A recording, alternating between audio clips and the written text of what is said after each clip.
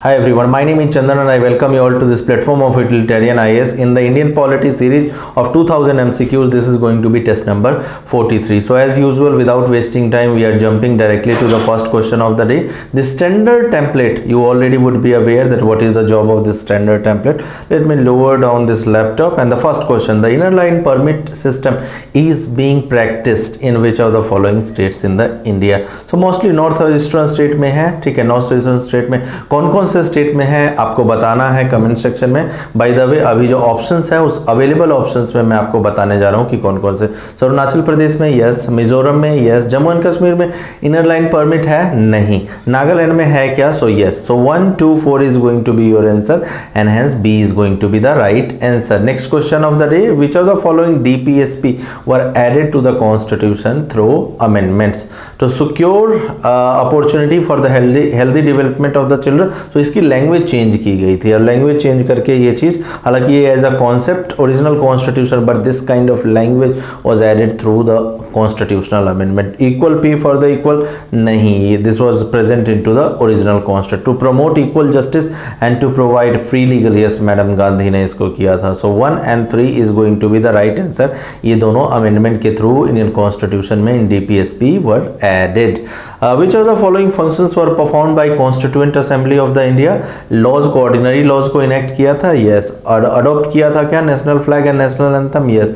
Election of the president, yes. So all three functions were performed by CA, right? So that's why D is right answer. Electoral college of the election of the president, most easiest question. Elected member of both houses, yes. Nominated member of RS, no. Elected member of LA of the states, yes. Elected member of LC of the states, no. So 1 and 3 is going to be the right answer. 1 and 3, C is going to be the right answer. Consider the following statement with reference to CFI, Consolidated Fund of India. All revenue and all loans raised by union government form the part of Consolidated Fund of India. बिल्कुल correct, this is the definition. ठीक है, जो पैसा आता है जाता है, चाहे कर्जे के थ्रू है चाहे कैसे भी, है ना, वो Consolidated Fund of India का पार्ट बनेगा। The union government cannot add or spend any money from the CFI of India without approval of the, ये बिल्कुल गलत है। ऐड कर सकती है बट स्पेंड अगर करना है CFI से तो parliamentary approval is necessary and that's why you have something called budget. ठीक है, सो ये आपका सही हो जाता है, ये आपको गलत हो जाता है, करेक्ट बताना है। So A is going to be the right answer. Which of the following statement about the provisions of India constitution of India is correct? Minorities can establish and administer educational institution of educational institutions of their choice. So पहला ही answer जो है वो आपका correct है, A is going, but still I would suggest you कि हो सकता है कि इन तीनों में से भी कोई मोस्ट अप्रोप्रिएट आंसर आपको मिल जाए। ऑल्दो आई नो कि this is going to be the right answer but this kind of experience comes with experience itself, right? So मैं आपको सजेस्ट करूंगा अगर फर्स्ट अटेम्प्ट या सेकेंड अटेम्प्ट में है तो आप लोग इन स्टेटमेंट्स को भी अच्छी तरह से पढ़ें। Next question, for the first time the demand for the constituent assembly elected on the basis of adult franchise was finally accepted in principle by British in. So आप देखोगे माउंटबेटन प्लान तो बहुत देर से आया था, अगस्त ऑफर, वेबल plan. सो अगस्त offer में आप देखोगे फॉर द फर्स्ट टाइम, ठीक है, कॉन्स्टिट्यूएंट असेंबली जो इंडियंस के द्वारा इलेक्टेड है वो इन प्रिंसिपल अगस्त ऑफर में एक्सेप्ट की गई थी। Consider the following statement with reference to veto power of the president. President can not exercise his or her veto power for the constitutional amendment. बिल्कुल सही है। 24th constitutional amendment by madam Indira Gandhi ensured कि constitutional amendment bill जब president के पास जाता है तो वो उसको साइन करेंगे, उसमें कोई वीटो का इस्तेमाल नहीं। The Indian president does not enjoy the power of qualified, बिल्कुल सही। 3 वीटो आई होप जो इंडियन प्रेसिडेंट एंजॉय करते हैं वो आपको पता होगा, उन तीनों में से क्वालिफाइड वीटो जो कि यूएस प्रेसिडेंट के पास है but Indian president. So both the statements are correct and hence C is going to be the right answer. In which of the following election do we use first past post electoral system? So election of लोक सभा में हम use use करते हैं। I hope what is this proportional representation and what is this first past post system आप लोगों को पता होगा। इलेक्शन टू द राज्यसभा नहीं, यहाँ फर्स्ट पास्ट पोस्ट सिस्टम नहीं, यहाँ proportional representation bye STV use करते हैं। ग्राम सभा में फिर FTPP यूज़ करते हैं। सो 1 and 3 is going to be the right answer and hence C is the right answer. Which of the following scenario is correct with respect to bills pending at the time of dissolution of the लोक सभा? जब लोकसभा का dissolution होता है तो उस time जो bills pending है उसके बारे में 2 स्टेटमेंट्स दिए हुए हैं, हमें करेक्ट बताना है। Bill passed by Lok Sabha and pending in the Rajya Sabha lapses on the dissolution of the Lok Sabha, बिल्कुल करेक्ट, बिकॉज मोरल अथॉरिटी, अगर लोकसभा ने एक बिल पास किया है और सेम टाइम पे डिसॉल्व हो गई है ना, तो राज्यसभा में पेंडिंग है तो वो वाली जो बिल है वो लैप्स हो जाएगी। A president can use his absolute veto power for the bills which are passed by parliament but before president could give his assent the cabinet has resigned and the new cabinet advises the president not to follow through. तो बिल्कुल सही, absolute veto जो है एक किसी situation में है जो प्रेसिडेंट है एक्सरसाइज कि भाई नया पुराना वाला जो ये है कैबिनेट है वो जा चुका है बाय एनी मेथड, है ना, हो सकता है लोकसभा डिसॉल्व हो गया हो या हो सकता है कॉन्फिडेंस लूज कर दिया हो, तो नया कैबिनेट मिनिस्टर जब आता है, काउंसिल ऑफ मिनिस्टर जब आता है और उस टाइम तक अगर प्रेसिडेंट ने नहीं साइन किया तो president has to wait for the instruction. अगर न्यू COM कहती है, न्यू कैबिनेट कहती है इसको साइन नहीं करना तो वो प्रेसिडेंट नहीं साइन करेगा, वहाँ एब्सोल्यूट वीटो जो है प्रेसिडेंट एक्सरसाइज करेंगे। So both the statements are correct, हमें करेक्ट बताना and hence C is going to be the right answer. Which of the following are covered under, which of the following states are covered under the 6th schedule? So 6th schedule में आप सभी ने पढ़ा होगा और most of the teachers जो मैं देखता हूँ एक फॉर्मूला यूज करते हैं AMTM स्टेट्स, ठीक है। तो यहाँ देखो असम, मिजोरम, त्रिपुरा, मणिपुर, अब इस फॉर्मूले से अगर याद रखो तो M4 मणिपुर भी हो सकता है, बट ये स्टेटमेंट आपका गलत है। अरुणाचल प्रदेश, मिजोरम, त्रिपुरा, मणिपुर नहीं, नागालैंड, मिजोरम, त्रिपुरा नहीं, Assam, Mizoram, Tripura and Meghalaya, yes this is going to be the right answer, D is the right answer. So इससे सिर्फ AMTM नहीं याद रखना आपको, ठीक है, स्टेट्स के नाम भी याद रखने हैं बिकॉज M से मणिपुर भी हो सकता है, A से असम की जगह आपका अरुणाचल भी हो सकता है। तो ज्योग्राफी भी आपको ध्यान रखनी है, ना कि सिर्फ AMTM। अगर सिर्फ AMTM से आप याद रखोगे और इस तरह से नहीं कि A से असम भी हो सकता है या अरुणाचल पर, वो सभी नॉर्थ ईस्ट में है ना, तो गलती हो सकती है।